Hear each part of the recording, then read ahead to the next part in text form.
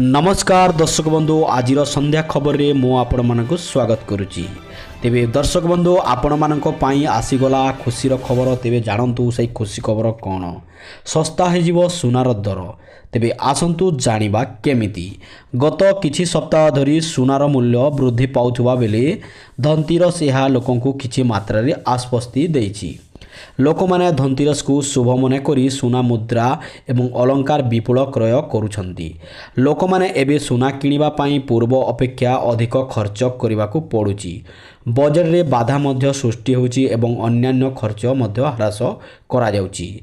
तथापि विशेषज्ञ विश्वास करंती जे दीपावली परे सुनार मूल्य ह्रास पाई पारे।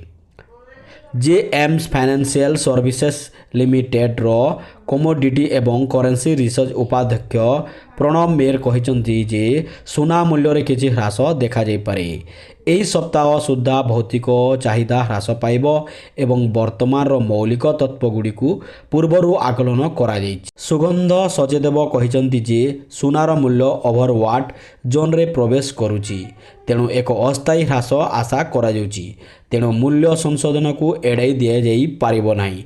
निवेशक माने संभाव्य ह्रास पाई प्रतुष्ट रहिबा उचित। तथापि एक संक्षिप्त विरति परे आमे देखुचु जे मूल्य प्रति दशक 1,45,000 रु 1,50,000 किंबा प्राय 4,770 डॉलर प्रति आउंस आड़क गति करछि। तेणु ह्रास समय किणिबा बुद्धिमान काम। मूल्यर ह्रास किछि प्रमुख कारण। डॉलर सूचकांक चलित वर्ष एपर्यंत 9% रु अधिक ह्रास पाइछि, जहाँ मे शेष परठारु 100 पॉइंट तलकू खसीछि। जेहेतु सुनार मूल्य डॉलर को नहीं स्थिर करा जाए, सेथिपाई एक दुर्बल अमेरिकीय डॉलर सुना को सस्ता करि पारे। विशेषज्ञ माने विश्वास करती जे 100 उपरे अमेरिकीय डॉलर निरंतर ह्रास सुना उपरे चाप पकाई पारे। भौगोलिक राजनीतिक उत्तेजनता जोगु एही वर्ष सुनार मूल्य वृद्धि पाउची। विशेषज्ञ माने विश्वास करती जे रूस एवं यूक्रेन मध्य एक समाधान सुना मूल्य रे तीव्र ह्रास आनी पारे। इस्राएल एवं हमास मध्य युद्धविरति चुक्तिनामा परे एवं यूक्रेन मध्य युद्धविरति पाई आशा सृष्टि हेउची।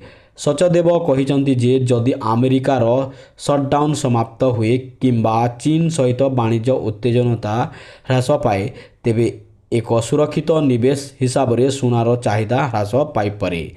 यह व्यतीत आगामी 2 सप्ताह मध्य राष्ट्रपति ट्रम्प एवं सी जिनपिंग मध्य बैठक पाई आशा तीव्र होइची।